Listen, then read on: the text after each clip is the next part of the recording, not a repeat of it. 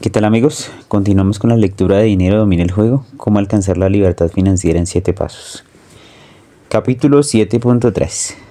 El secreto último. Último capítulo de este maravilloso libro. Les agradezco mucho por estar en sintonía con su canal Manual de Millonario. Vivimos gracias a lo que ganamos, pero damos sentido a la vida gracias a lo que damos. Winston Churchill. Ahora que damos los últimos pasos de nuestro viaje juntos, quiero que nos preguntemos qué es lo que más nos apasiona en este mundo, qué es lo que más nos importa, qué es lo que más nos emociona, qué legado querríamos dejar, qué podríamos hacer hoy que nos hiciera sentirnos orgullosos, qué acción podríamos realizar que le dijera a nuestro espíritu que estamos viviendo bien nuestra vida. Y si estuviéramos muy inspirados, ¿qué nos gustaría crear o dar? Todas estas preguntas nos acercan al secreto último de la verdadera riqueza.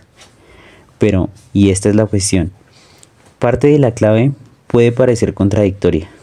Nos hemos pasado un montón de tiempo hablando de cómo dominar el dinero, el ahorro, la inversión, de cómo acumular una masa crítica que al final nos dé libertad y mejore nuestra calidad de vida. Pero, al mismo tiempo, se nos ha enseñado que el dinero no hace la felicidad. Como demuestra un estudio, la mayoría de la gente cree que si ganara el doble, también sería el doble de felices. Pero en realidad, y según las condiciones de este estudio, las personas que pasaron de ganar $25,000 al año a ganar $55,000, declararon que solo se sentían un 9% más felices. Además, uno de los estudios más citados sobre el tema nos dice que cuando ganamos regularmente el sueldo típico de la clase media, unos $75,000 al año, en Estados Unidos, ganar más dinero no supone ninguna diferencia apreciable en el grado de felicidad de una persona. Entonces, ¿qué? Podemos preguntarnos. La verdad es la siguiente. Estudios más recientes han demostrado que el dinero sí puede hacernos más felices. Los científicos han mostrado que gastar simplemente $5 diarios puede influir notablemente en nuestra felicidad. ¿Por qué? Porque lo que importa no es la cantidad de dinero que gastamos, sino cómo decidimos gastarla. Las decisiones sobre gasto que tomamos diariamente producen una serie de efectos biológicos y emocionales que pueden detectarse hasta en la saliva. Refieren Elizabeth Dunn y Michael Norton de la Universidad de Harvard en su excelente libro en 2013, Happy Money: The Science of Smart Spending. Aunque tener más dinero puede proporcionar toda clase de cosas maravillosas, desde comer mejor a vivir en barrios más seguros, su poder real no depende de la cantidad, sino de la manera como lo gastamos. Han demostrado científicamente que hay muchas maneras de gastar dinero que aumentan bastante nuestra felicidad. No las revelaré todas para que el lector lea este libro, pero 3 de las mismas importantes son: invertir en experiencias, como viajar, aprender una nueva habilidad y recibir clases de algo, en lugar de comprar más cosas. Segundo, ganar tiempo libre. Si podemos contratar a otros para que hagan las tareas más ingratas como limpiar el baño o destapar cañerías, el dinero puede transformar nuestra manera de emplear el tiempo, que podemos dedicar a lo que nos guste. Pero adivinamos qué es lo mejor que podemos hacer con nuestro dinero y qué nos hará muchísimo más felices. Tercero, invertir en otros. Eso es, dar nuestro dinero nos hace realmente felices. Los estudios demuestran que cuanto más damos, más felices somos. Y cuanto más tenemos, más podemos dar. Es un círculo virtuoso. Dunn y Norton demuestran que con sus estudios científicos que obtenemos más satisfacción gastando dinero en los demás de la que obtenemos gastando en nosotros. Y los beneficios no solo consisten en bienestar subjetivo, sino también en la salud objetiva. En otras palabras, dar nos hace más felices y más saludables. Según los autores, este fenómeno comprende continentes y culturas, países ricos y pobres, personas con las rentas más altas y con las rentas más bajas, jóvenes y viejos. Desde un estudiante universitario canadiense que le compra una bufanda a su madre hasta una mujer ugandesa que le compra a un amigo un medicamento urgente contra la malaria. Repetimos, los datos demuestran que lo de menos es el tamaño del regalo. En sus estudios, los autores dieron a los participantes 5 y 20 dólares para que se los gastaran en el día. A la mitad de ellos se les dijo que compraran algo para sí mismos y a la otra mitad que emplearan el dinero para ayudar a otros. Por la noche, las personas a las que se les pedimos que gastaran el dinero en otros estaban de un ánimo mucho más feliz que aquellas personas que se los gastaron en sí mismas. La psicóloga y colega de los autores Lara Akin de la Universidad de Simon Fraser realizó otro estudio en el que dio a los participantes vales de Starbucks de 10 dólares. Primer punto. A algunos se les pidió que fueran a Starbucks solos y se gastaran el vale en sí mismos. Segundo punto. A otros se les pidió que con el vale invitaran un café a cualquiera. Tercer punto. A otros se les pidió que dieran el vale a otra persona, pero no se les permitía acompañarla al establecimiento. Y cuarto punto, a otros se les pidió que fueran con otra persona a Starbucks, pero que se gastaran el vale en sí mismos, no en la persona con la que iban. ¿Qué participantes creemos que dijeron sentirse más felices? Acertamos si decimos que aquellos que invitaron un café a otra persona. Según los autores, somos más felices cuando nos comunicamos con las personas a las que les ayudamos y vemos la diferencia que supone nuestra acción generosa. La felicidad que sentimos por ayudar a otros no solo es más intensa, sino también más duradera. Cuando en mi entrevista con el reputado experto en economía conductual Dan Ariely le pregunté por la relación entre el dinero y la felicidad, me dijo: si le preguntamos a la gente ¿qué te haría más feliz? ¿Comprar algo para ti o comprar algo para otro? Nos contestaría: comprar algo para mí. Pero no es verdad. Los estudios demuestran que cuando compramos algo para nosotros, somos felices unos minutos o normalmente unas horas. Pero si compramos algo para otro, aunque sea un pequeño regalo, nuestra felicidad dura como mínimo todo el día. Y muchas veces días y aún semanas. Dan me contó un hermoso experimento en el que a unos empleados de cierta empresa se les daba una prima de unos $3,000. A unos se les dijo que se la gastaran en sí mismos y a otros que la dieran. ¿Adivinamos a quiénes se sintieron más felices? 6 meses después, los que habían dado el dinero se declaraban más felices que el grupo que se los había quedado para sí. Dijo Dan: tenemos que saber lo que significa dar. Es una cosa maravillosa que nos conecta con los demás y eso crea un círculo virtuoso. Cuando damos dinero, sobre todo si ayudamos a un desconocido en vez de dar a un ser querido, el grado de felicidad se multiplica geométricamente. Equivale a que nos dupliquen o tripliquen el sueldo. Yo mismo he presenciado las muchas cosas asombrosas que ocurren cuando damos, cuando trascendemos nuestros mecanismos de supervivencia y entramos en un mundo en el que vivimos por algo más que por nosotros mismos. De pronto nuestro miedo, nuestra frustración, nuestro sentimiento de desgracia e infelicidad desaparecen.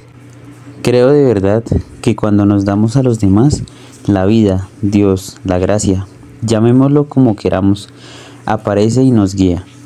Recordemos, la vida fomenta todo lo que fomenta más vida. Pondré un ejemplo de cómo la vida de un niño cobró nuevo sentido después de que su alma y su corazón quedaran casi destrozados a raíz de la matanza escolar en Newton, Connecticut. La historia de este niño es una historia de búsqueda de sentido e inspiración y de superación del dolor por el acto de dar. Un poder más allá del dolor. J.T. Lewis nunca olvidará el día 14 de diciembre de 2012.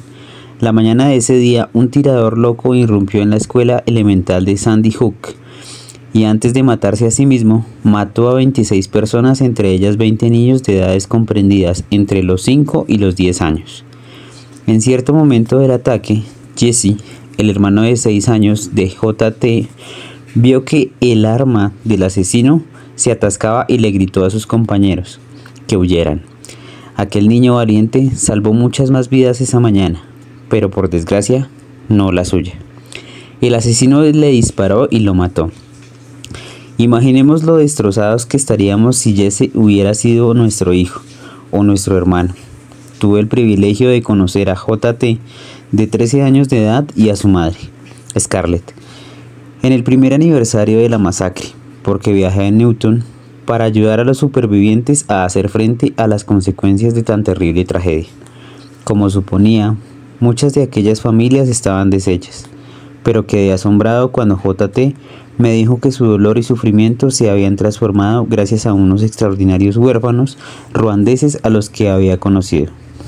Estos niños se habían enterado de la muerte del hermano de JT y quisieron ponerse en contacto con él desde la otra punta del planeta para transmitirle un mensaje de salvación. Aquellos huérfanos eran supervivientes de una de las peores tragedias de la historia. En 1994, el genocidio de Ruanda causó la muerte de 1 millón de tuits a manos de unos vecinos hutus apenas 100 días. En una llamada por Skype, una de aquellas niñas, Chantal, le dijo a JT que sentía mucho la muerte de su hermano, pero quiso que supiera que nadie puede quitarnos la alegría y la felicidad de nuestra vida, solo nosotros. El asesino no tiene ese poder. Luego le contó su propia historia.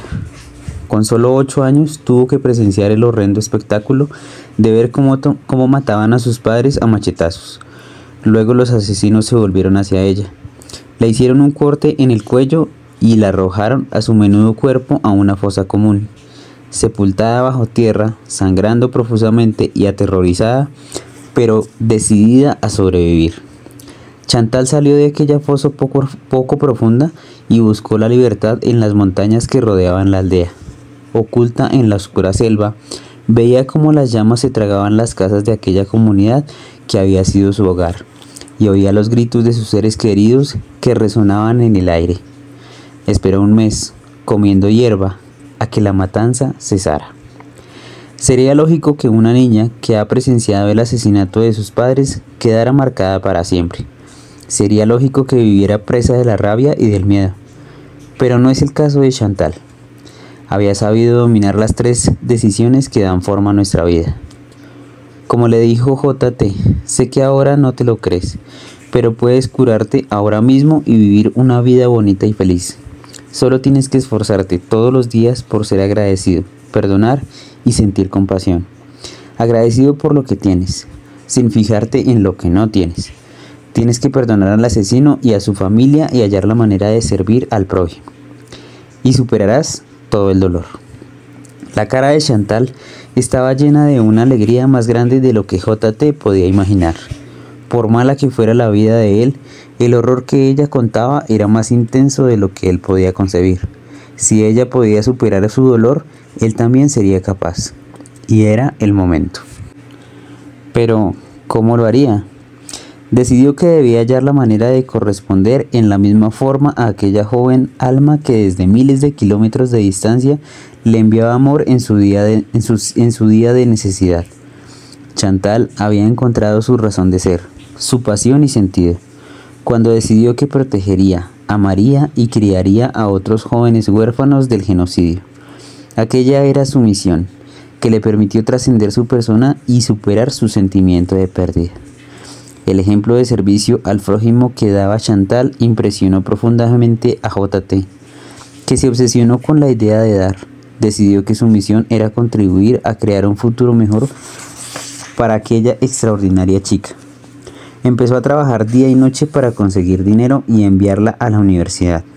A los pocos meses, este joven de 13 años pudo llamarla por Skype y anunciarle que había reunido $2,100, lo suficiente para que Chantal fuera un año a la universidad. Chantal quedó profundamente conmovida, pero, como muchos jóvenes, sobre todo del tercer mundo, la universidad no era una opción práctica para ella, que ya había montado una tiendecita, y como podemos imaginar tratándose de una mujer de su carácter, es una empresaria muy buena. Así, siempre con el espíritu de dar. Chantal le ofreció este precioso regalo a su mejor amiga, Betty, ahora huérfana, que también había hablado con JT para darle ánimos. Tanto me emocionó el compromiso de JT que decidí al instante sufragar los 3 años de universidad que le quedaban a Betty y construir una tienda nueva para Chantal y una residencia permanente para el resto de su familia de huérfanos adoptados.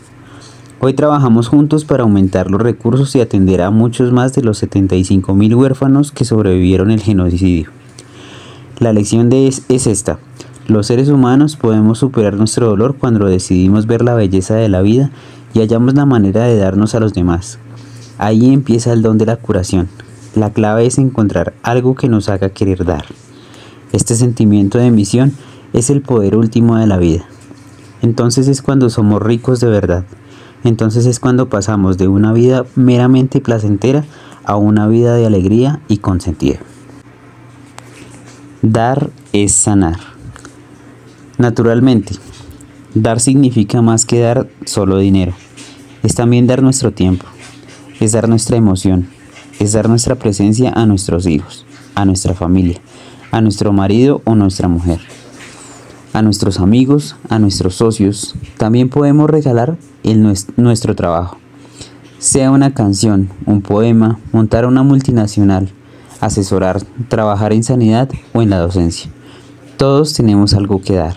De hecho, después del amor, una de las cosas más sagradas que podemos dar es nuestra mano de obra y ofrecer nuestro tiempo, nuestra dedicación, nuestra capacidad y aptitudes que nos dará también un importante rendimiento. Es un excelente libro, Tribe. Mi amiga Arianna Huffington cita estudios que demuestran que el acto de dar mejora nuestra salud física y mental. Uno de los que más me gustan es el de la Facultad de Medicina de la Universidad Exeter, en Reino Unido, que muestra que los voluntarios se deprimen menos, se declaran más felices y tienen una tasa de mortalidad un 22% menor. Dice también: trabajar de voluntariados al menos una vez a la semana mejora nuestro bienestar, tanto como lo mejoraría que nuestro sueldo subiera de $20,000 a $75,000. ¿Cuál es, pues, el secreto final de la riqueza? Es que el dar, sea en la forma que sea, crea riqueza mucho antes de lo que es tener, lo que jamás hará. Poco importa lo poderoso que seamos personalmente, ni si somos unos titanes en los negocios, un líder político, un magnate de las finanzas o una gran figura del espectáculo. El secreto para tener una vida plena no es solo tener mucho, sino dar mucho. Todos conocemos historias de personas riquísimas que transformaron la sociedad porque una mañana se despertaron y se dieron cuenta de que la vida era algo más que ellos. Yo no quiero ser el hombre más rico del cementerio.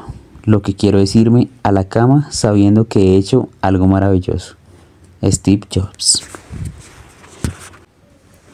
Antes del siglo XIX, las organizaciones benéficas eran casi todas religiosas, hasta que apareció el magnate del acero Andrew Carnegie.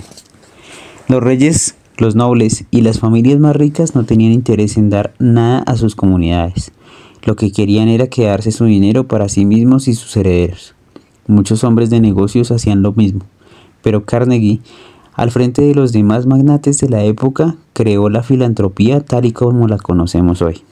Carnegie era un hombre de negocios sin escrúpulos, pero fabricó el acero con el que se construyeron los ferrocarriles y rascacielos que transformaron Estados Unidos. Tenía que añadir valor para que fuera rentable, y la sociedad se benefició y él también.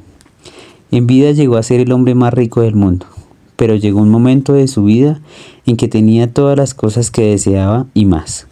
Tenía tanto dinero que empezó a darse cuenta de que tenía muy poco sentido, si no lo utilizaba para algo que trascendiera su persona. Y así, Carnegie se pasó la primera mitad de su vida ganando dinero y la segunda mitad dándolo. Contó su transformación personal en un ensayo y luego libro que sigue mereciendo la pena leer. The Gospel of Wealth, mi amigo. Premio Nobel y profesor de economía de la Universidad de Yale, Robert Shiller, le recomienda encarecidamente a sus alumnos que lo lean para que vean que el capitalismo puede ser una fuerza positiva. El ensayo de Carnegie cambió la sociedad, influyó en sus colegas y desafió la incalculable riqueza de su mayor rival, John D. Rockefeller.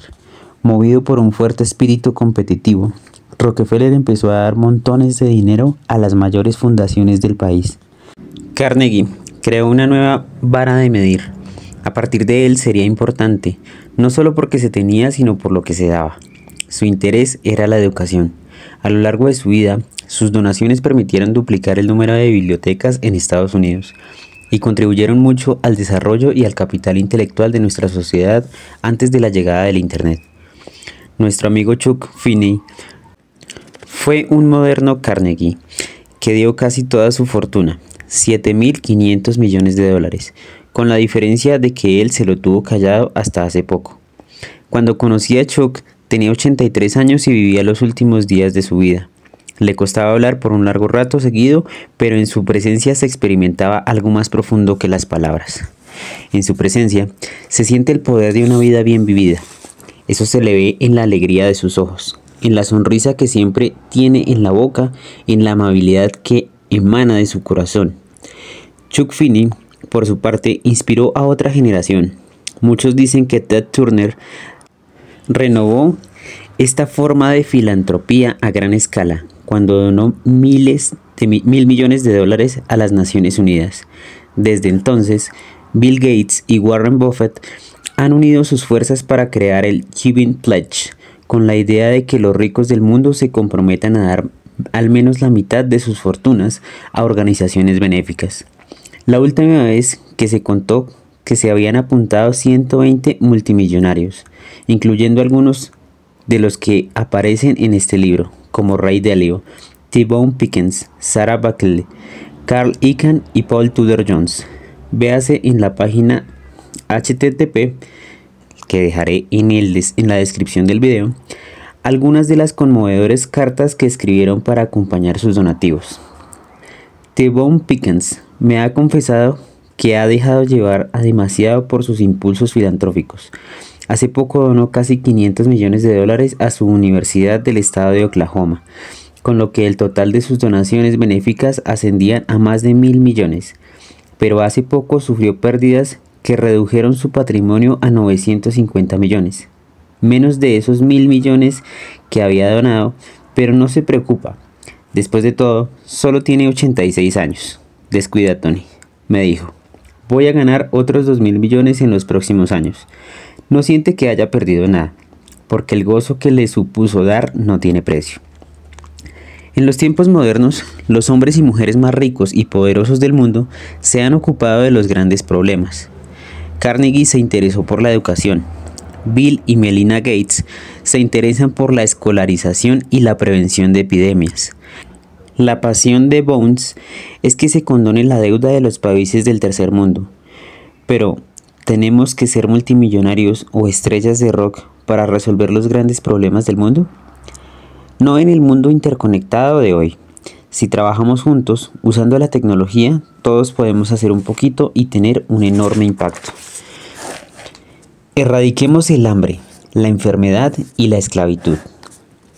No sé cuál será la pasión del lector, pero yo siento una profunda empatía por los niños y las familias necesitadas. Tenemos que ser de hielo para no conmovernos por un niño que sufre. Con que veamos un momento cuáles son los 3 de los mayores problemas que tienen hoy los niños y sus familias y que podemos hacer concreta e inmediatamente para solucionarlos. El primero sería el hambre. ¿Cuántos niños cree el lector que se van a la cama con hambre en el país más rico del mundo? Según la Oficina del Censo de Estados Unidos, por tremendo que pueda parecer, 1 de cada 4 niños estadounidenses menores de 5 años vive en la pobreza. Y casi 1 de cada 10 vive en la extrema pobreza, que se define por la renta anual de menos de $11.746 o $32 al día, para una familia de 4 miembros. 50 millones de estadounidenses, incluyendo casi 17 millones de niños, viven en hogares alimentariamente inseguros. Hogares como Joel Berg, en la coalición Against Hunger de Nueva York, le dijo a Teresa Riley en el programa de televisión Moyers y Company que no tienen suficiente dinero para comprar regularmente la comida que necesitan, que racionan los alimentos y se saltan comidas, y que los padres dejan de comer para alimentar a sus hijos. Al mismo tiempo, el Congreso ha recortado 8.700 millones de dólares del programa de ayudas alimentarias, lo que equivale a suprimir las comidas de más de una semana al mes para 500.000 de familias estadounidenses. Yo viví en uno de esos hogares. Mi familia era una de esas familias. De ahí me viene la pasión por contribuir en este ámbito. Sé que no son solo estadísticas, son seres humanos que sufren. Ya le he contado al lector cómo cambió mi vida un día de Acción de Gracias cuando tenía 11 años. Repito, no fue el que me dieran la comida lo que cambió mi vida, sino que un desconocido se preocupara. Aquel simple acto tuvo un efecto exponencial. He seguido haciendo ese favor a otros y alimentando a 42 millones de personas en los últimos 38 años. Lo bueno es que, para hacer frente a estos enormes problemas, no esperé a poder hacerlo a gran escala. No esperé a ser rico. Empecé desde el primer momento, con lo poco que tenía. Al principio, tuve que hacer un esfuerzo financiero para alimentar a solo 2 familias, pero luego me sentí inspirado y dupliqué mi objetivo, alimentar a 4. Al año siguiente fueron 8 y al siguiente 16. Conforme mis empresas y mi influencia crecían, fueron 1 millón al año y luego 2 millones. Lo que invertimos en dar se comporta como el interés compuesto y rinde mucho más. No tengo palabras para describir el privilegio que supone estar en esta situación, que hoy por hoy me permite donar 50 millones de comidas, que llegan a más de 100 millones gracias a la participación del lector y de otros. Yo era la persona a la que había que alimentar y ahora, a base de gracia y entrega, tengo el honor de alimentar a otros y de multiplicar el bien que nos hicieron a mí y a mi familia. No hay nada como el poder del alma humana apasionada. El cuidar de los demás me apasionó y lo mismo hicieron los libros. Los libros me transportaron de un mundo de limitaciones a un mundo de posibilidades, porque me permitieron entrar en la mente de sus autores, que ya habían cambiado su vida. En la misma tradición, me dirigí a mis editores, Simon Strutter, y les dije que no solo quería alimentar cuerpos, sino también mentes. Se han unido a esta misión y donan mi libro Notes from Friend, que escribí para ayudar a las personas en apuros a cambiar su vida con estos consejos prácticos, estrategias e historias motivadoras. Para corresponder a la inversión que el lector ha hecho en este libro, mi editor se compromete a dar un ejemplar de Notes from a Friend a una persona necesitada a través de mis socios de la organización benéfica Feeding America, que es el banco de alimentos más grande del país y está considerada como la organización más efectiva a la hora de alimentar gente sin hogar. Pero ahora quisiera pedirle al lector que considerara la posibilidad de asociarse conmigo para seguir haciendo estas buenas obras los próximos años. Es una simple estrategia con la que podemos suministrar 100 millones de comidas, no solo este año, sino todos los años, a familias hambrientas y necesitadas. No requiere ninguna donación grande. El plan que le propongo al lector le ofrece la oportunidad de cambiar y salvar vidas simplemente aportando calderilla. ¿Cómo? Únase el lector a mi campaña para erradicar el hambre, la enfermedad y la esclavitud. Usemos la calderilla para cambiar el mundo. Le propongo pues una cosa al lector. Lo que con este libro quería era ayudarlo a que entendiera las diferencias y tuviera los conocimientos y las habilidades, y un plan que le permitiera tener una seguridad, independencia y libertad financieras duraderas para él y para su familia. Me obsesiona la idea de añadir más valor a nuestra vida del que podamos imaginar con un libro, aunque sea uno gordo, lo reconozco. Quiero inspirar al lector para que supere la escasez y que se haga rico ahora mismo. Y eso ocurrirá cuando empiece a dar con alegría en el corazón, sea cual sea su situación financiera. No porque se sienta culpable o porque lo crea un deber, sino porque el dar lo emocione. Según la Oficina de Estadísticas Laborales del Departamento de Trabajo de Estados Unidos, 124 millones de familias estadounidenses gastan en promedio $2.604 anuales en entretenimiento, lo que representa más de 320.000 millones de dólares al año. Imaginemos lo que sería si solo una parte de ese dinero se destinara a resolver problemas tan difíciles como el hambre, el tráfico de seres humanos, el acceso al agua limpia.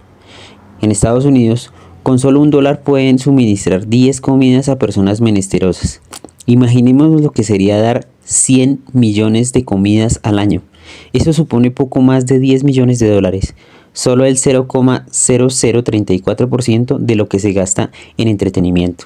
No es nada, es plata de bolsillo del país.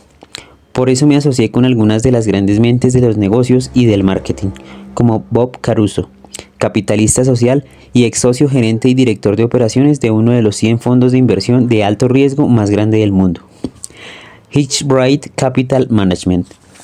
Y mi querido amigo Mark Benioff, filántropo fundador y consejero delegado de Salesforce.com, para crear la tecnología que me permita al lector usar estos centavos para salvar vidas. En menos de un minuto podemos entrar en Swipe Out. Bueno, dejaré el link en la descripción del vídeo, para que cada vez que usemos nuestra tarjeta de crédito en cualquier parte del mundo, el precio de nuestra compra se redondee al alza hasta que el siguiente dólar. Esa cantidad irá directamente a una organización benéfica que a cambio nos contará historias de personas a las que hemos ayudado. Así funciona. Si pagamos $3.75 por nuestro consumo en Starbucks, $0,25 irán a organizaciones benéficas.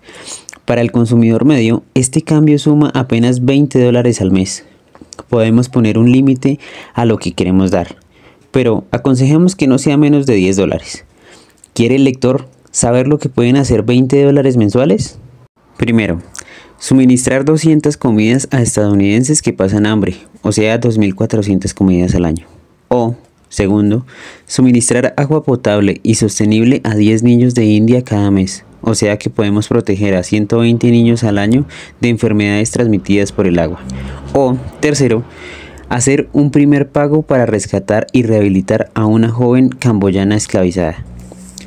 Estos son 3 problemas a los que enfrentan los niños y las familias en Estados Unidos. El problema es el hambre. Por eso nos centramos en erradicarlo con nuestro socio Feeding America. Pero lo peor para los niños del mundo son las enfermedades. ¿Sabía el lector que las enfermedades causadas por agua contaminada son más que las vidas infantiles que cobran, con un total de 3.4 millones cada año, según la Organización Mundial de la Salud?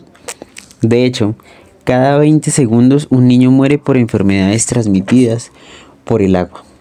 Y han perecido más que todas las víctimas de conflictos armados desde la Segunda Guerra Mundial. Por eso el segundo compromiso de Swipe Out es erradicar las enfermedades de transmisión por agua y suministrar agua potable al mayor número de niños de todo el mundo.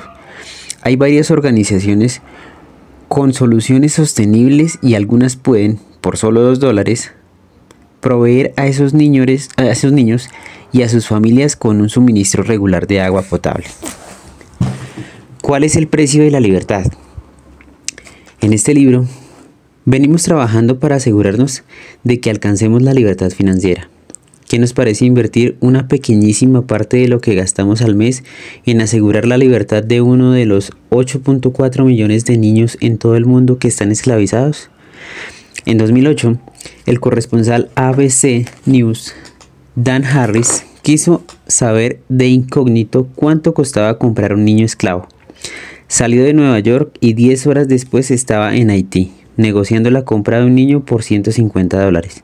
Como él dijo, en el mundo moderno un niño vale menos que un iPod. Ni se nos pasa por la cabeza que esto pueda sucederles a nuestros hijos ni a ningún ser querido. Pero tratemos de imaginar el impacto que tendrían nuestras acciones si liberaran una vida humana, una persona que lleva años esclavizada. No hay palabras. Repito, podemos saber que, mientras dormimos, nuestra contribución ayuda a quienes libran esa batalla todos los días. ¿Cómo nos enfrentamos, pues, a estos enormes retos? Todos juntos y poco a poco. Este año el lector, unos cuantos amigos y yo vamos a alimentar a 100 millones de personas. ¿Pero no sería increíble alimentar a 100 millones de personas todos los años y de una manera sostenible? Suministro agua potable a 100.000 personas al día en India. Es una de mis pasiones. ¿No sería maravilloso que todos juntos la suministráramos a 3 millones de personas al día y cada vez más? ¿O que liberáramos a 5.000 niños esclavos y les costeáramos la educación y una vida saludable? Todo esto lo podemos hacer 100.000 personas. Creé mi fundación para que esta obra pudiera crecer en proporción geométrica. Si en una década o más llegamos a 1.000.000 de miembros, podríamos suministrar 1.000 millones de comidas al año, agua potable a 30 millones de personas y liberar de la esclavitud a 50.000 niños. Estas cifras serían magníficas, pero en verdad, ya salvar la vida de un niño merecería todo el esfuerzo. Así que, ¿cómo lo ve el lector? La mayoría sobreestimamos lo que podemos hacer en un año, pero muchas veces subestimamos lo que podemos hacer en una década o dos. Puedo decir que cuando empecé con mi misión y alimenté a 2 familias, estaba entusiasmado. Mi objetivo era alimentar a 100.000 familias necesitadas. Luego fueron 1.000, luego 100.000, luego 1.000.000. Cuanto más crecemos, más vemos lo que es posible. Depende de nosotros hacerlo realidad. ¿Se apunta el lector? Pongamos nuestras monedas a trabajar y cambiemos el mundo. He descubierto que, entre otros beneficios, dar libera el alma del donante. Maya Angelou. Tanto si colaboramos con Swipeout como con otra organización, decidamos invertir una pequeña parte de lo que ganamos o de nuestro tiempo en algo que nos beneficie directamente, sino que vaya a alguien que lo necesite. Esta decisión no tiene que ver con acertar o equivocarnos, ni con quedar bien o mal. Tiene que ver con la verdadera riqueza, sentirnos más vivos y más auténticamente realizados. En Happy Money, Dunn y Norton afirman que cuando damos a otros que debemos dar, cuando sentimos lo que decidimos, cuando nos conecta con los demás y vemos que produce un claro efecto, incluso los pequeños regalos pueden aumentar la felicidad y producir un efecto dominó de generosidad. Inspirados por las posibilidades del gasto prosocial, que consiste en hacer regalos y donaciones benéficas, Dan Ariely y su mujer pusieron en práctica un sencillo sistema al que toda familia, ellos y sus 2 hijas, se apuntaron. Cuando los hijos reciben su paga, tienen que dividirla en 3 botes. Bote 1 es para ellos, bote 2 es para alguien a quien conocen, bote 3 es para alguien quien no conocen. Obsérvese que 2 de estos botes son para gastarlo en prosociales, porque es lo que hará felices a los niños. Los 3 botes están muy bien, pero los Ariely se cuidaron de reservar uno para gente a la que no conocen. Gastar en la familia y en los amigos es muy lindo, porque damos a personas a las que queremos. Pero la filantropía es el tercer bote, que puede ser la forma de dar más gratificante e importante. También puedo decir que dar cuando no es fácil hacerlo tiene extraordinarias consecuencias positivas. Prepara nuestro cerebro, nos condiciona para que pensemos que nos sobra, y cuando el cerebro cree una cosa, la sentimos. Sir John Templeton, no solo el mayor inversor del mundo, sino también uno de los mejores seres humanos, me dijo algo hace casi 30 años, que nunca había conocido a nadie que donara un 8 o 10% de lo que ganaba a organizaciones religiosas o benéficas durante al menos 10 años y no hubiera aumentado mucho su riqueza. Pero el problema es que la gente dice, daré cuando tenga. Y eso mismo pensaba yo. Pero creo solemnemente esto, merecemos empezar a dar tengamos lo que tengamos. Tenemos que ir adquiriendo el hábito de dar aunque pensemos que no podemos, aunque pensemos que no nos sobra nada. ¿Por qué? Porque como dije ya en primer capítulo de este libro, si no das un céntimo de $1, tampoco darás 1.000.000 de 10, ni 10 millones de 100 millones. ¿En qué consistirán nuestras donaciones? ¿Daremos nuestro tiempo y nuestra energía? ¿Daremos una parte de nuestros ingresos? ¿O empezaremos entrando en un momento en internet y apuntándonos a Swipeout para que el cambio de nuestras compras se invierta en cambiar vidas? Ahora que vemos el impacto que puede tener, animémonos y apuntémonos ahora mismo. Una vida de filántropo empieza con un simple paso. Démoslo juntos. No pienso en la miseria que hay, sino en la belleza que aún queda. Ana Frank. Por cierto, no siempre fui tan consciente del significado de la gratitud y de dar. Yo viví en la escasez. Echo la vista atrás y veo que mi vida no siempre fue fácil, pero siempre fue muy bendita. Solo que entonces no me daba cuenta. Como me crié en la pobreza, siempre trabajaba, pensando en triunfar por todo lo alto, pero no me daba cuenta que el éxito viene a rachas. Se tarda mucho no solo en aprender algo, sino también en dominarlo de verdad, en asimilarlo hasta el punto de que forme parte de nuestra vida. Por eso, al principio sufrí una serie de reveses. ¿Cómo reaccioné? Digamos que no con la gracia de un alma iluminada. Estaba siempre rabioso, frustrado, enfadado, porque nada me salía como yo quería, y se me acababa el dinero. Hasta que un día, al filo de la medianoche, conduciendo por la autopista 57 a la altura de la salida de Temple Avenue, acerca de Pomona, California, empecé a preguntarme, ¿qué hago mal? Trabajo muy duro, ¿qué me falta? ¿Por qué fracaso tan estrepitosamente y no consigo lo que quiero? ¿Qué no funciona? Y de pronto los ojos se me llenaron de lágrimas. Me detuve en la berma, saqué mi diario, que siempre llevaba conmigo, y que aún lo tengo, y a la luz del salpicadero escribí frenéticamente en grandes caracteres y a toda página este mensaje que me dirigía a mí mismo. El secreto de vivir es dar. Sí, me di cuenta de que había olvidado qué es la vida. Había olvidado de dónde viene la alegría, que la vida no soy yo, sino nosotros. Volví a la autopista lleno de inspiración y ánimo, y con un sentido de misión renovado. Las cosas me fueron bien un tiempo, pero por desgracia, lo que había escrito aquella noche no era más que un concepto, una idea que yo había encarnado plenamente. Empecé a tener problemas y 6 meses después había perdido todo mi dinero.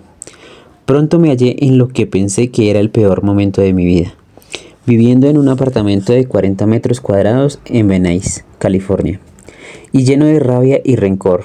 Había caído en la trampa de echarle la culpa a todo el mundo de los problemas que siempre aparecen cuando perseguimos objetivos medianamente grandes. Me decía que me habían manipulado y se habían aprovechado de mí una serie de personas. De no haber sido por ellos, decía mi ego, todo me iría bien. Y me compadecía de mí mismo.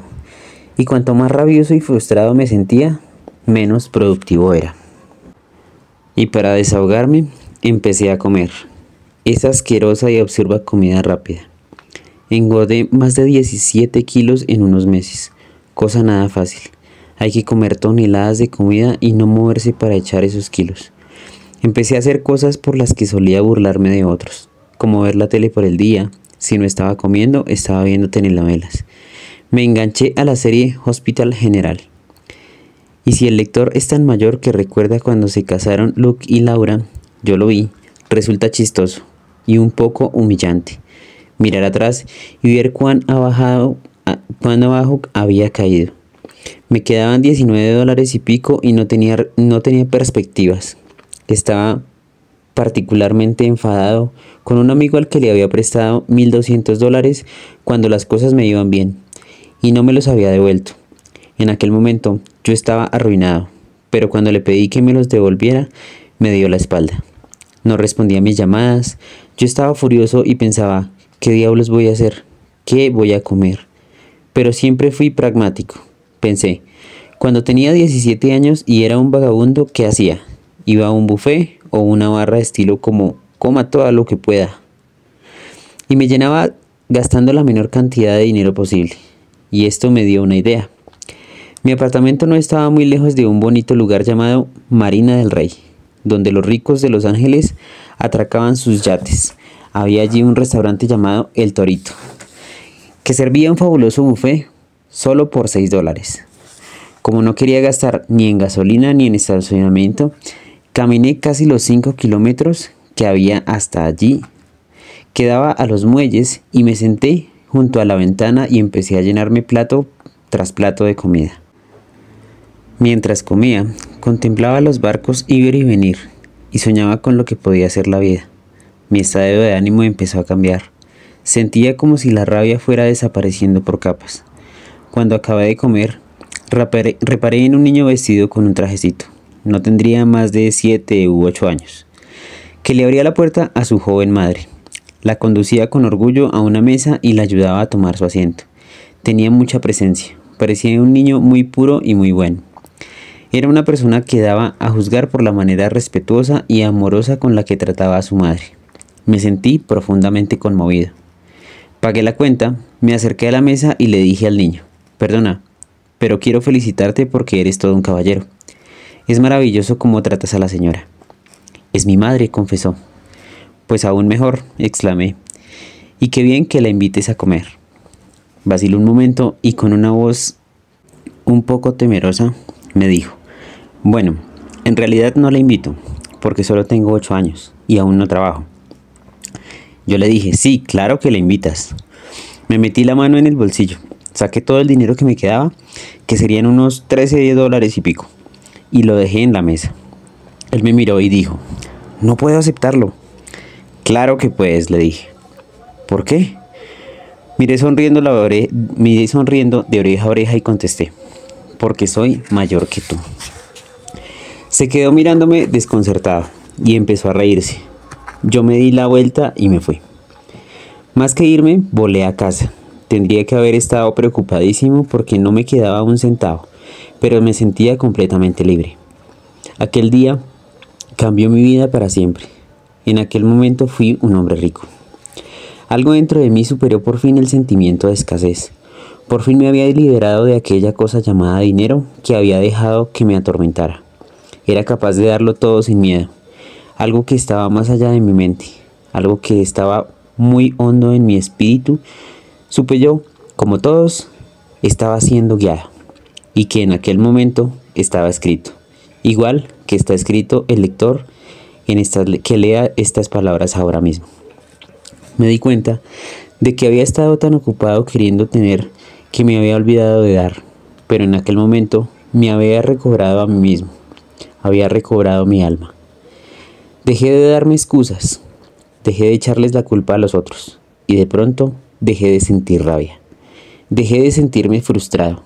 También podía decirse que no era muy listo, porque no sabía qué iba a comer la próxima vez, pero esto sí me pasó por la cabeza. Sentía una alegría desbordante porque había despertado de una pesadilla, la pesadilla de pensar que mi vida estaba condenada por lo que me habían hecho los demás. Aquella noche tracé un plan de acción. Decidí qué haría exactamente y cómo encontraría trabajo.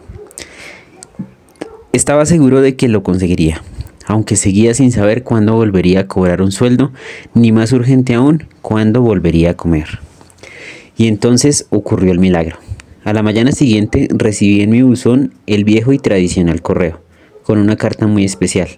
Era una nota escrita a mano de mi amigo, en la que me decía que sentía mucho no haber contestado a mis llamadas. Yo lo había ayudado cuando él me necesitaba, y como sabía que yo estaba en apuros, me devolvía el dinero que se me debía, y un poco más. Miré dentro del sobre y vi un cheque de $1,300. Con aquello podía aguantar un mes o dos. Di un grito aliviadísimo, y entonces pensé: ¿qué significa esto? No sé si fue una casualidad, pero decidí creer que aquellos dos sucesos estaban relacionados y que había sido recompensado no solo por haber dado, sino también por haber querido dar. Por haberlo hecho no por obligación ni por miedo, sino porque quise, con toda el alma y el corazón, hacerle un obsequio a otra joven alma con la que me crucé. Y puedo decir sinceramente que he tenido muchos días malos en mi vida, económica y emocionalmente, como todos los hemos tenido, pero nunca he vuelto a sentirme pobre y nunca me volveré a sentir así. El gran mensaje de este libro es muy sencillo. Es la frase que escribí en mi diario en la berma de la autopista. El secreto último de la riqueza es el secreto de vivir, es dar. Dar desinteresada, abierta y fácil y por supuesto placenteramente. Dar aunque creamos que no tenemos nada que dar. Y descubriremos que hay un mar de abundancia dentro de nosotros y alrededor de nosotros. La vida ocurre para nosotros, no nos ocurre a nosotros. Agradezcamos ese don y seremos ricos ahora y siempre. Entender esta verdad me hizo comprender para qué estoy hecho, para qué estamos todos hechos, para hacer el bien. Me devolvió a una vida de profundo sentido, en la que constantemente trato de cumplir mi plegaria. Ser todos los días una bendición en la vida de las personas a las que conozca y con las que tenga el privilegio de comunicarme. Aunque no conozco al lector personalmente, he escrito este libro hallándome en el mismo estado, rezando para que cada capítulo, cada página, cada idea lo ayude a sentir un poco más la bendición que supone ser quien es y la bendición que hay en lo que es capaz de crear y dar en esta vida. Mi sentido, deseo y el propósito de este libro es ofrecer otra forma de ampliar y profundizar la calidad de nuestra vida y de la de todos aquellos a los que tenemos la bendición de amar y tratar. En este sentido, ha sido un privilegio servir al lector. Y lo que espero es que algún día nuestros caminos, lector, se crucen. Bien porque pueda conocerte y servirte en alguno de mis actos en algún lugar del mundo. Bien porque nos encontremos en la calle. Me encantará que me cuentes cómo usas estos principios para mejorar tu vida. Y ahora que nos despedimos, quiero bendecirte y desearte una vida llena de abundancia. Te deseo una vida de alegría, pasión, retos, oportunidades, desarrollo y entrega a los demás. Te deseo una vida extraordinaria. Con amor y bendición, Tony Robbins. Vivamos la vida plenamente mientras podamos. Sintámoslo todo. Cuidemos de nosotros mismos y de nuestros amigos. Divirtámonos, seamos unos locos. Hagamos cosas raras. Atrevámonos a equivocarnos. Vamos a hacerlo de todas maneras. Con que disfrutemos por lo menos, aprendamos de nuestros errores, encontremos la causa del problema y eliminémosla. No tratemos de ser perfectos, solo personas excelentes. Tony Robbins. Muy bien amigos, les agradezco mucho por estar aquí, tomarse en el tiempo de escuchar esta gran obra de nuestro amigo Tony Robbins, que nos inspira con sus palabras, con su tiempo y sus obras benéficas. Es para mí un orgullo y un agradecimiento sobre todo con todos ustedes que están aquí para escuchar esto. De verdad que este libro cambia vidas y nos da a entender de alguna manera que tenemos siempre una salida, siempre hay una opción. Entonces amigos, el siguiente capítulo va a ser como una especie de resumen o como una guía de los 7 simples pasos de la guía del éxito. También está dentro del libro, pero la quiero dejar como un apartado especial, de esta manera para que podamos sacarle el mayor provecho posible. Entonces nos vemos en el siguiente capítulo. Los quiero mucho.